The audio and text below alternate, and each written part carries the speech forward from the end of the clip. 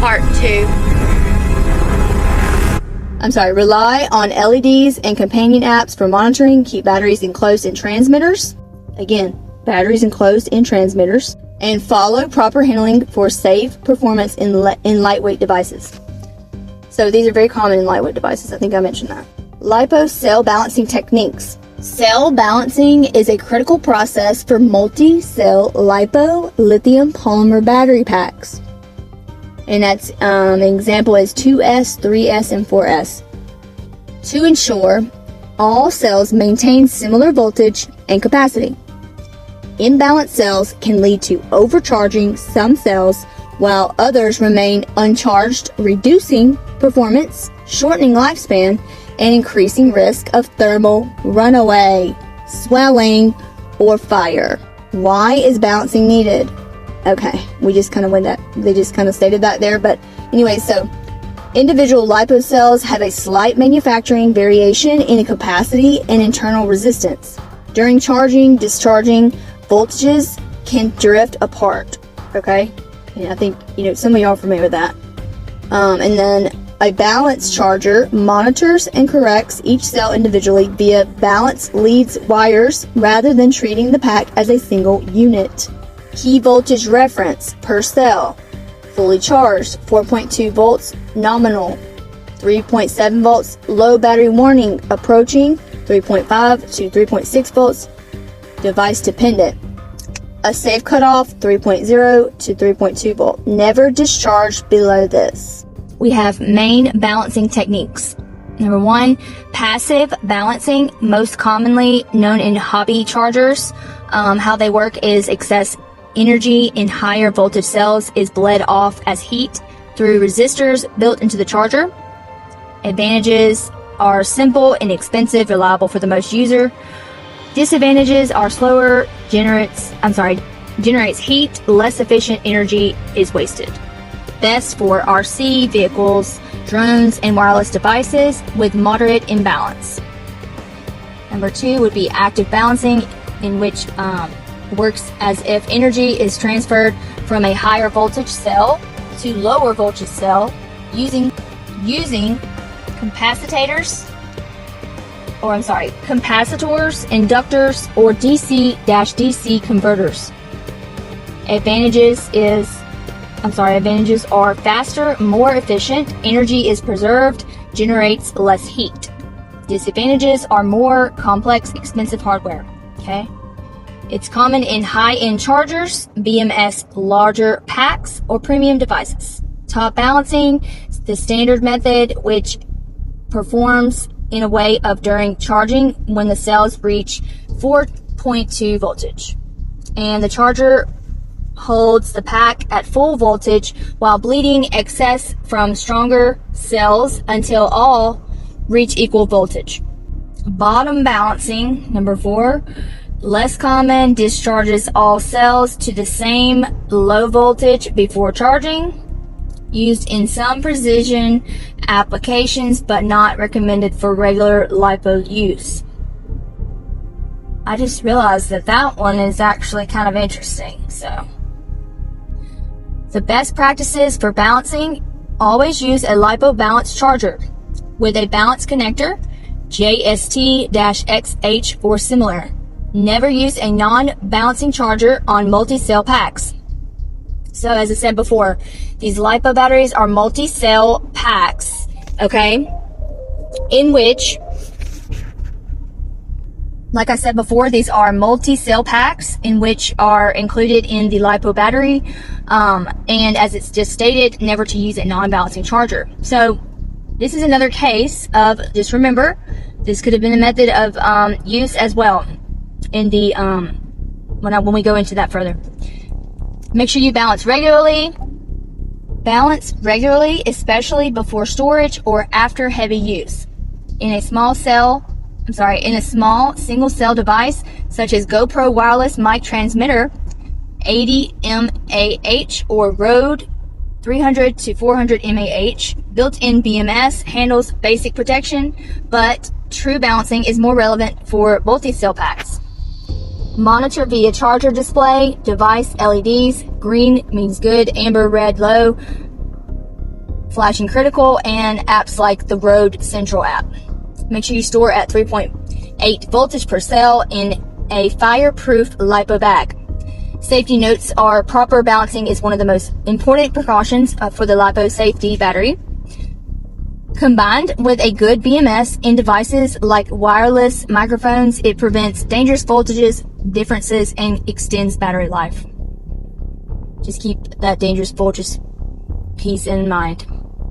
So here we go. Alright, so we're getting to what thermal runaway is, okay? This is an instance where it would happen if the battery was subject to some type of damaged incident. Okay, so thermal runaway in LiPo batteries. Thermal runaway is a dangerous, self-sustaining reaction in lithium-based batteries, especially LiPo, where rising temperature causes further heat generation, leading to rapid failure. It can result in smoke, fire, flames, explosion, or toxic gas release. So here we go. So how thermal runaway happens. This is step by step. Number 1, trigger event. I thought that wording was kind of crazy. So anyways, trigger event. One of the following starts the process. Overcharging, voltage 4.2 per cell. I'm sorry, less than 4.2 per cell. Over discharging, which is below 3.0 volt per cell. Physical damage, meaning puncture, crush, or impact. Internal short circuit. Exposure to high heat, and that is over 60 degrees Celsius / 140 degrees Fahrenheit. Or a manufacturing defect. Number 2, chemical breakdown. So heat causes the electrolyte and the electrode materials to break down, releasing more heat and flammable gases, such as oxygen and hydrocarbons. Number 3, vicious cycle. The increased heat accelerates the reactions, raising temperature exponentially up to 500 to 1000 degrees Celsius, and that is 932 to 1832 degrees in Fahrenheit. I'm sorry, Fahrenheit in seconds, it says. Okay, so then we have number 4, failure. The pouch cell swells, vents, catches fire, or ruptures. In the multi-cell packs, one failing cell can trigger neighboring cells like a domino effect. Okay? Now, we have why LiPo batteries are particularly susceptible. These thin, flexible polymer pouch design offers less physical protection than rigid cylindrical cells. And that is talking about like the old lithium, just plain lithium battery. It's compared to that, so that's how it's showing you that it's way better, but it also is more susceptible. Okay. High energy density means more stored energy is available to fuel the reaction. Let me say that again. High energy density means more stored energy available to fuel the reaction. Okay. It's like we're in science class. Anyways. Polymer electrolyte, while allowing slim designs, is still flammable under failure conditions. Okay. Now, we get into real-world risk in small devices. Pay attention. In the wireless microphones, example, GoPro 80 mAh transmitter or Rode 300 to 400 mAh units, thermal runaway is a rare with proper use but can occur from damaged pouches, faulty charging, or prolonged exposure to heat or sunlight. Okay. Now, we have a scenario where if the LiPo battery was punctured, so say punctured induced thermal runaway in a LiPo battery. So this would be an example of thermal runaway if it was punctured, if the LiPo battery was punctured. Here's a realistic example involving a small device, such as a wireless microphone transmitter. Scenario. Content creator is filming outdoors. They clip a Rode wireless go-to transmitter or similar GoPro wireless mic to their jacket. The transmitter contains a small soft pouch style LiPo battery. While moving quickly During a shoot, the creator accidentally drops the transmitter onto a sharp, rocky ground. The impact causes a small, sharp rock or equipment edge to pierce the thin plastic housing and penetrate the flexible aluminum polymer pouch cell inside. What happens next with this thermal runaway sequence? Immediate puncture, sharp object tears the soft pouch, damaging the separator between the positive and negative electrodes and causing an internal short circuit. Rapid heat generation. The short circuit creates high current flow, generates intense heat almost instantly. Chemical reaction. Heat triggers the breakdown of the lithium compounds in polymer electrolyte, releasing oxygen and flammable gases. The temperature rises exponentially. Runaway escalation. Within seconds, the cell swells, vents hot gases, and can ignite. Flames or sparks may follow, potentially spreading to nearby materials, clothing, gear bag, or triggering other cells if it is a multi-cell pack. Okay, that's very important. Outcome is smoke, fire, possible small explosion, and release of toxic fumes. The lightweight plastic housing offers limited containment compared to metal-cased batteries. So, if you had this battery and you wanted to ignite it, you possibly would not see a lot of smoke. You wouldn't see a lot of fire because it's so compacted. Very small explosion, if any. That type of thing. Okay. So moving on.